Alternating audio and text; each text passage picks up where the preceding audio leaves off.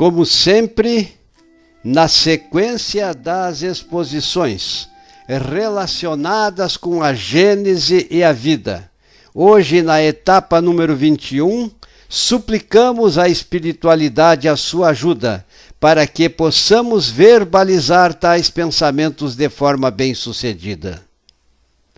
Não existe em nós a pretensão de abrangermos todos os aspectos sobre o fluido cósmico e suas propriedades, mesmo porque o todo só a mente divina conhece e abrange em termos de morada em sua casa de infinitas proporções. Todavia, na sequência das observações, é necessário dizer que o espírito ou inteligência pura que é cada um de nós, pela natureza do seu envoltório perispirítico ou perispírito ou ainda corpo espiritual, está em contato tanto com o mundo espiritual quanto com o mundo material. Só desse modo, a inteligência pura, que é cada um de nós, consegue contactar com o mundo da matéria, onde todos nós, espíritos encarnados, vivemos nossa trajetória terrena e conseguimos progredir em inteligência, virtudes e purificação, reparações, etc. Ainda referindo-nos ao fluido cósmico na dimensão espiritual, no estado de imponderabilidade, quer dizer muito mais que intenssenciação, ele é a matéria-prima manipulada. Ele é a matéria-prima manipulada pelos espíritos superiores para a formação de todas as estruturas existentes no mundo, que é a outra dimensão da vida e chamamos de mundo espiritual. Através da condensação dos fluidos mais densificados, aconteceu a formação da Terra, Sistema Solar e todos os demais orbes, que formam não somente o nosso sistema, mas a Via Láctea e as demais galáxias também, que estão presentes na casa do Pai. É o mundo material que perfaz o universo concretizado por Deus. Dentro da relatividade, no mundo espiritual ou etéreo, tudo tem aparência tão material quanto para nós os materiais e objetos tangíveis são no mundo em que vivemos. Nas dimensões espirituais, somente aos espíritos mais esclarecidos é dado compreender o papel que desempenham os elementos constitutivos do mundo onde eles se acham. Os espíritos atrasados do mundo invisível são incapazes de explicar a si mesmos os fenômenos a que assistem e para os quais muitas vezes concorrem maquinalmente, como os ignorantes da Terra são incapazes de explicar os efeitos da luz, da eletricidade, do magnetismo e outros eventos fenomênicos. Por enquanto, os elementos fluídicos imponderáveis não podem ser detectados por nossos instrumentos de análise. Os espíritos, ou melhor, os órgãos dos nossos sentidos, foram feitos para perceber a matéria tangível e não a matéria etérea. No entanto, quando Francisco Cândido Xavier, com seu grupo de trabalho, estavam em atitude de oração, por várias vezes o ambiente fluídico tornava-se perfumado com cheiro de flores. Era como se das mãos de Chico saísse o perfume. É claro que esses eventos eram protagonizados por espíritos de grande hierarquia psíquica. através dos préstimos mediúnicos do nosso saudoso Chico Xavier. Alguns elementos fluídicos pertencem a um meio diverso, a tal ponto do nosso que deles só podemos fazer ideia mediante comparações tão imperfeitas como aquelas mediante as quais um cego de nascença procura fazer ideia a respeito da teoria das cores. Para ilustrar, diremos: jamais se viu os fluidos de um campo magnético, de um ímã. No entanto, é possível comprovar-se a existência dos mesmos através da experimentação, na qual, na superfície de uma mesa, poderemos pôr limalha de ferro e abaixo desta superfície colocarmos um ímã. Imediatamente, as partículas que formam a limalha de ferro irão se posicionar nas linhas que perfazem o campo magnético deste ímã, que em outras circunstâncias não poderiam ser percebidos por nós. Na doutrina espírita, percebo, é importantíssimo o estudo, porque através do conhecimento veremos e poderemos ter ideia da magnitude infinita do Pai. Quando percebemos o infinito saber do campo da globalidade da vida e do quanto precisamos ainda aprender a respeito da sua obra na sua casa, que é o universo no qual nós vivemos. Esses elementos fluídicos, os quais antes mencionamos, e presentes nos mundos mais evoluídos, somente aos espíritos de luz é dado compreender o papel que desempenham esses elementos constitutivos do mundo onde eles se acham, que são os mundos ditosos e felizes. A pureza absoluta, da qual nada nos pode dar ideia, é o ponto de partida do fluido universal, que nos dizeres de André Luiz é o hálito divino.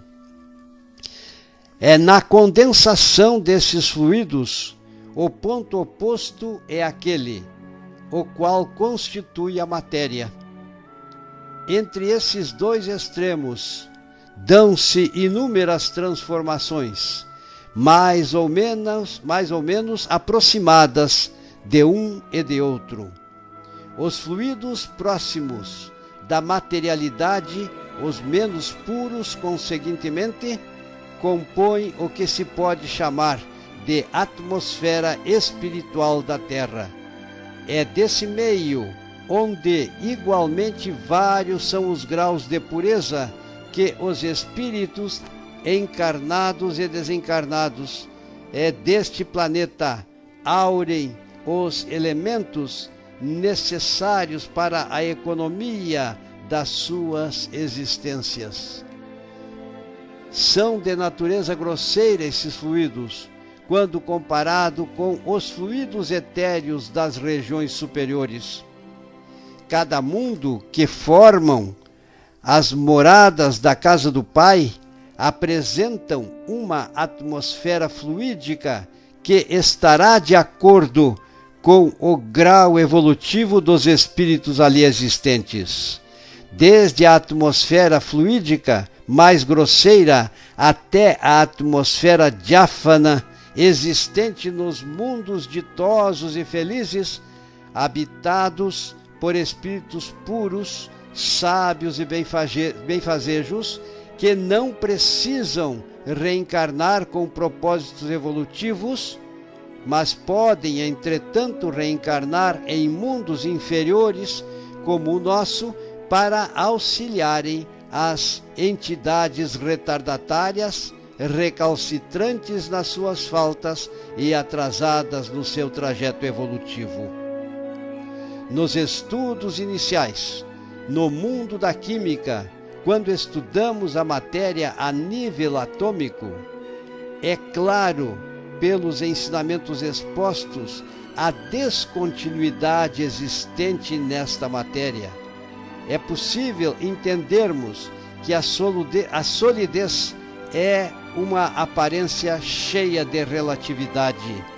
Pode-se dizer que quando utilizamos nossos sentidos objetivos, pouco reconhecemos a respeito da matéria tangível, considerando que as partículas que formam os átomos são formadas de energia pura ou fluido cósmico universal condensado, que as partículas atômicas estão formadas e dispostas em movimento giratório em torno de um núcleo central, e que esse núcleo também é constituído de partículas, torna-se compreensível o entendimento que os materiais sólidos apresentam a descontinuidade.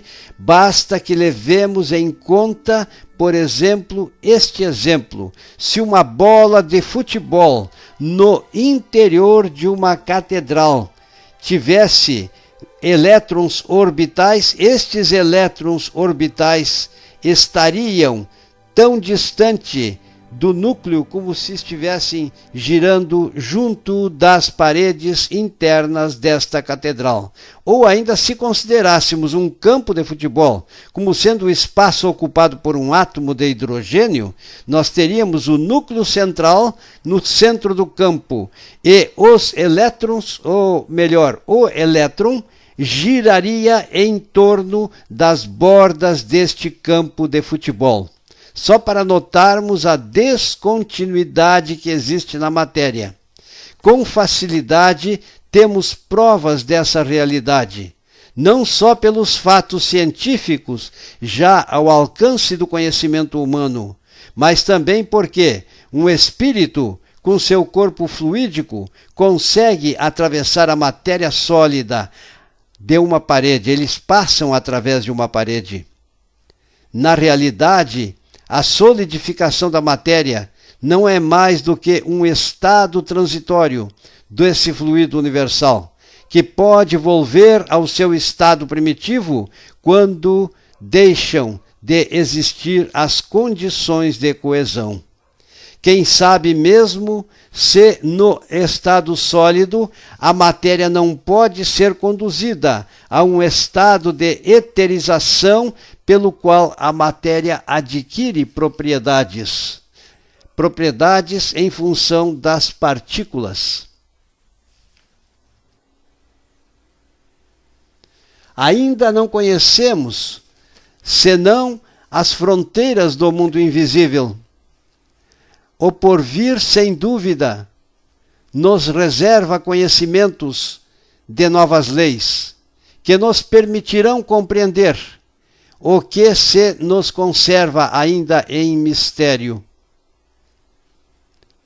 O nosso corpo espiritual é um dos mais importantes produtos que a inteligência pura obtém a partir do fluido cósmico condensado do mundo onde o espírito estiver ou esteja reencarnado.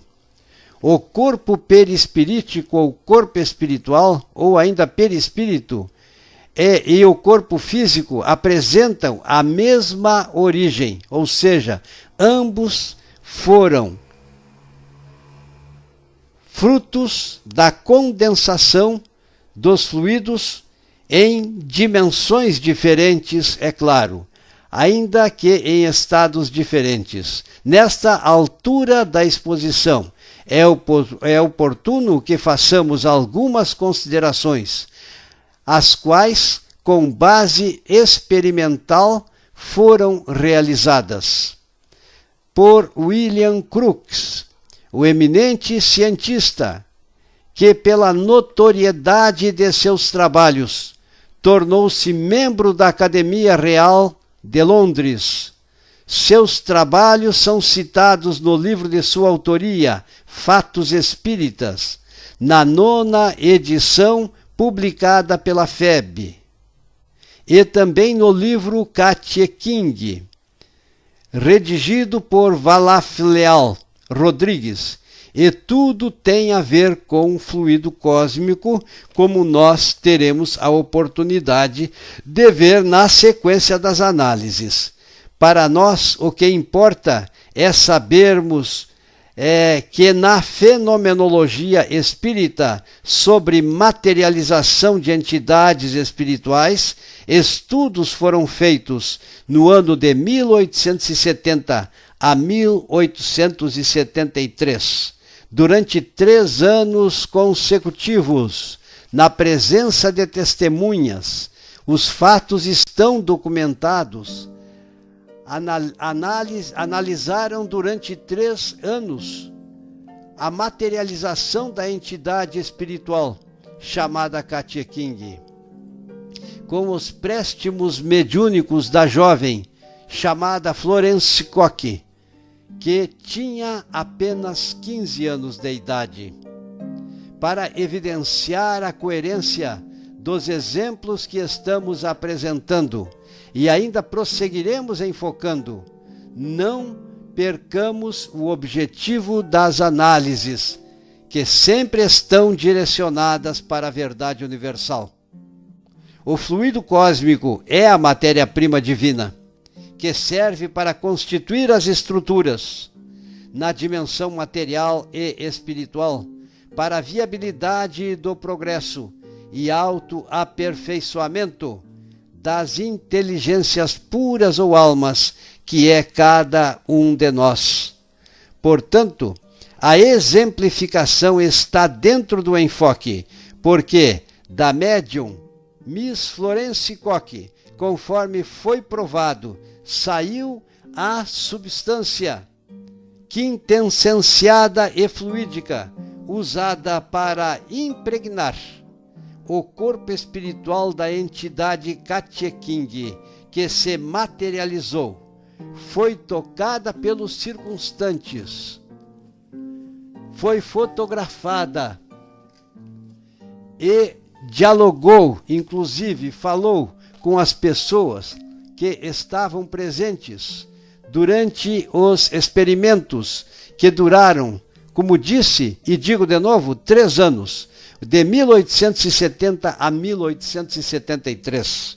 Percebam, pois, aqueles que sejam incrédulos, que os espíritas embasam-se em fatos, quando realizam as suas análises, quando referem-se aos espíritos e quando referem-se a outra dimensão da vida e fazem a afirmativa de que ninguém morre, que nós somos eternos, mas quando o corpo não mais nos serve, então ficaremos do corpo físico, destituídos, e teremos a chance de continuar o nosso aprendizado através do processo reencarnatório, quando então iremos ganhar um outro corpo somático.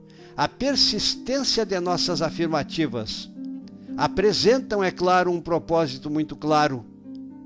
O universo material e espiritual é feito do hálito divino, ou fluido cósmico universal. Perdoem-me se eu estou tantas e tantas vezes repetindo, mas a repetição é uma lei básica do aprendizado, e por esse motivo assim estamos nos comportando, porque temos conhecimentos que esses ensinamentos precisam não só serem conhecidos pelos estudiosos e pelos praticantes da doutrina espírita, mas precisam ser interiorizados como base para que eles percebam a firmeza e as bases sólidas que existem nas suas afirmações, nas suas análises.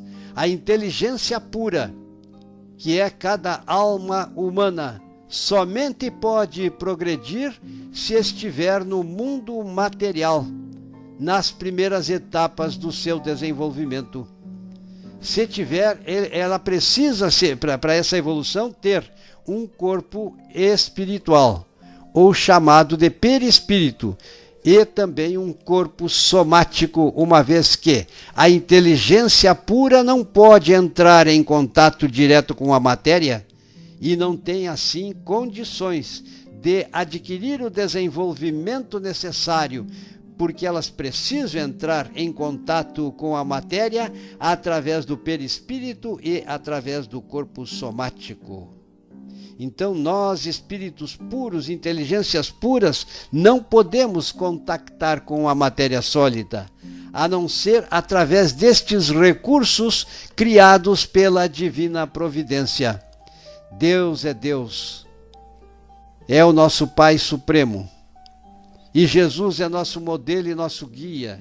E vejam só, nos prometeu o Consolador prometido e nos deixou estes ensinamentos que agora estão sendo analisados por todos aqueles que atingiram o grau de progresso compatível com o presente, pois que precisavam passar os anos, as eras, até que as almas houvessem crescido e adquirido os pré-requisitos necessários para extravasarem, para analisarem e para perceberem que elas possuem estes conhecimentos e podem fazer estas interpretações. Nós, almas, fomos criados num estado de simplicidade e ignorância, para efetuarmos por nosso próprio trabalho e autoaperfeiçoamento o trajeto evolutivo em direção a Deus. A sequência das ideias, ainda com o mesmo propósito.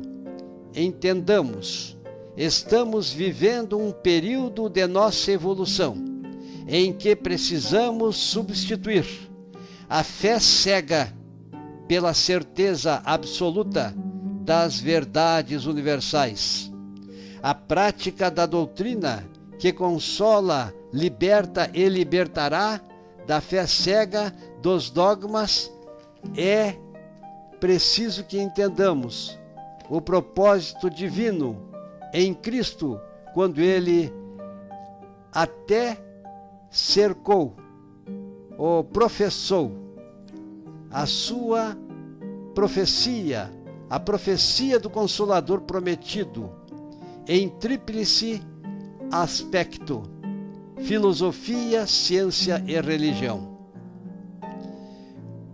Quando tanto insistimos nestas argumentações, é porque todos os verdadeiros seguidores precisam entender, sem essas três bases, os ensinamentos do Consolador prometido. Não tem como ter sua estabilidade. Não tem como podermos, por exemplo, provar os dizeres de Cristo: credes em Deus, creiam também em mim. Há muitas moradas na casa do Pai. Se assim não fosse, eu já vou-lo teria dito. O Mestre Divino quer, em nosso progresso, que nos apropriemos e saibamos usar os conhecimentos divinos. Daí a necessidade de entendermos por que a doutrina do Consolador prometido é filosofia, é ciência e é religião. Para nós não existem mistérios dogmáticos. Para nós existe a limitação do nosso processo evolutivo.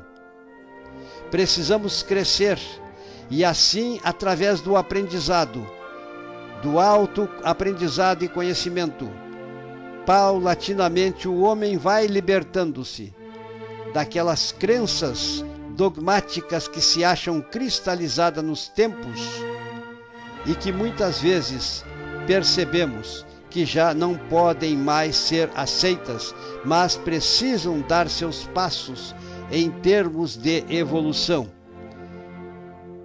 É preciso que entendamos que nós somos protagonistas ainda de fatores possuidores de muitos fatores limitantes, que evidenciam que nós ainda somos, portanto, limitados.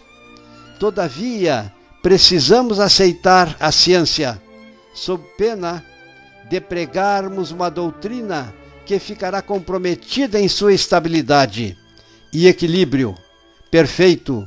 Essa é a pertinência de nossas argumentações. aos contraventores do aspecto científico da doutrina que consola.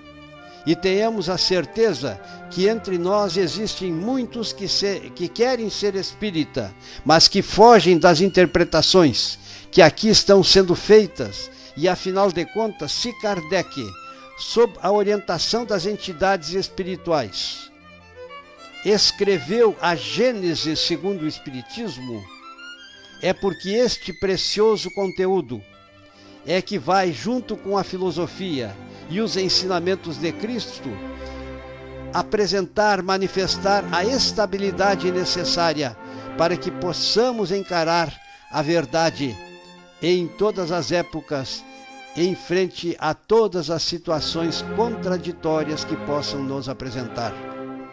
Feitas essa digressão analítica, que serve como alerta aos profitentes oficiais da doutrina espírita e todos os trabalhadores em geral, hoje podemos afirmar que Cristo se materializou após o terceiro dia da sua morte.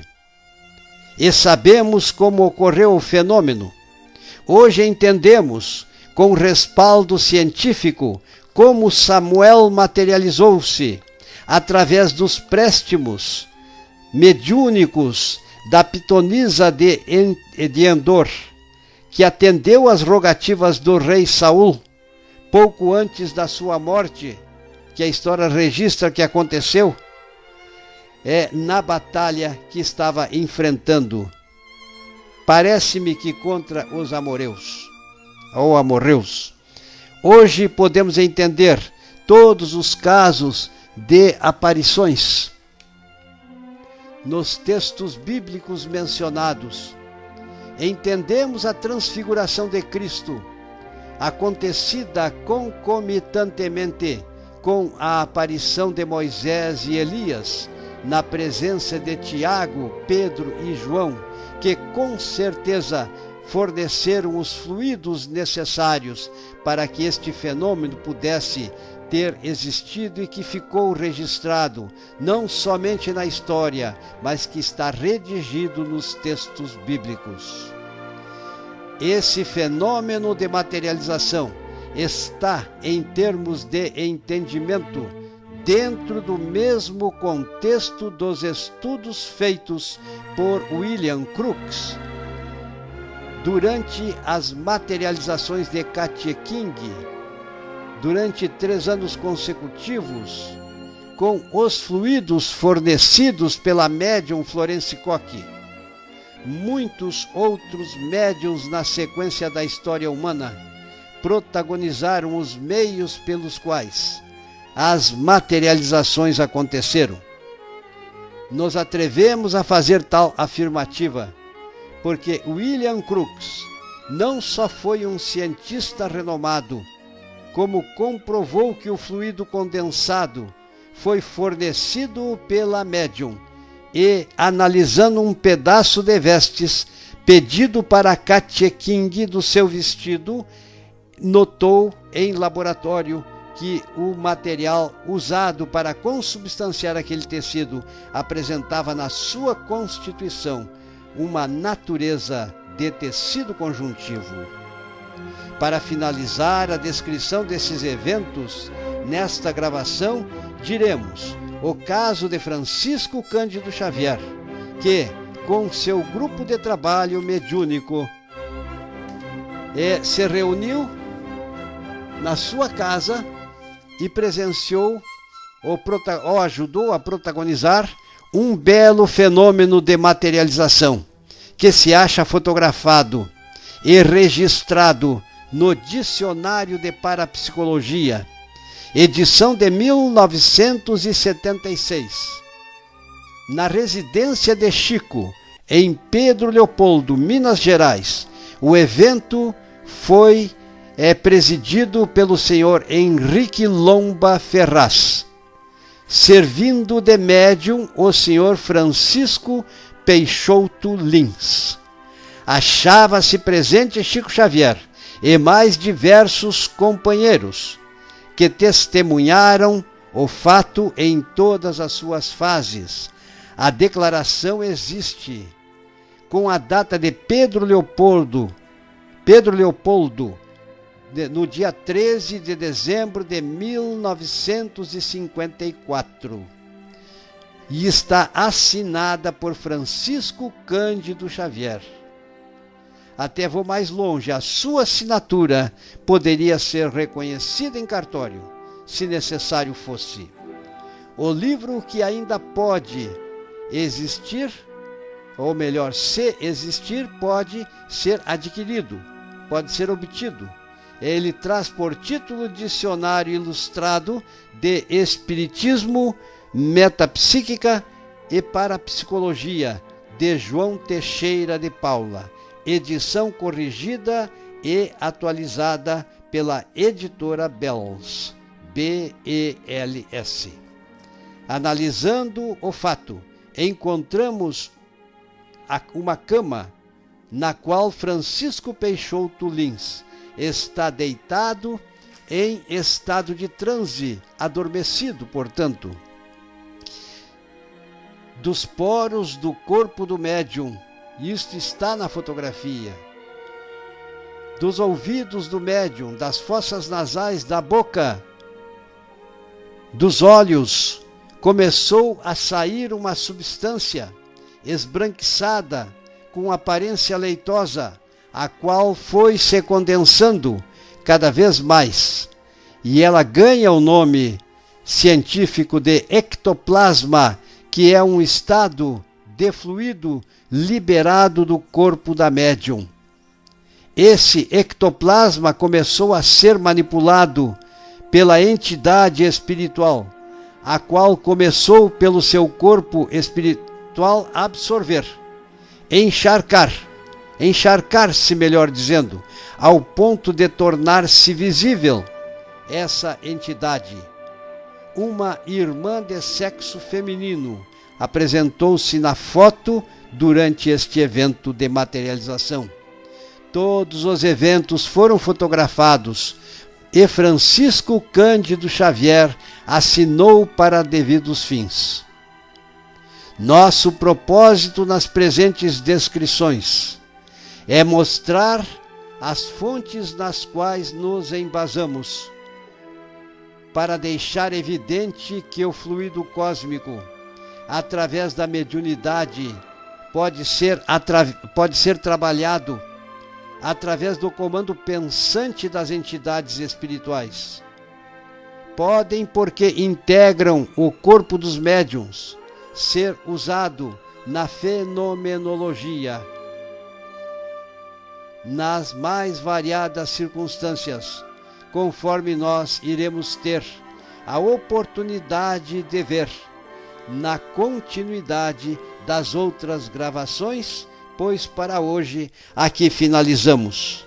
Agradecemos ao amado Pai Celestial, agradecemos a vós, amigos espirituais, pela ajuda que nos está sendo dada, e não obstante os nossos fatores limitantes, pois reconhecemos que somos imperfeitos, mas lembramos também que Kardec assim se expressou: com os homens, sem os homens, ou apesar dos homens, a doutrina do Consolador prometido vai para a frente, precisa ir.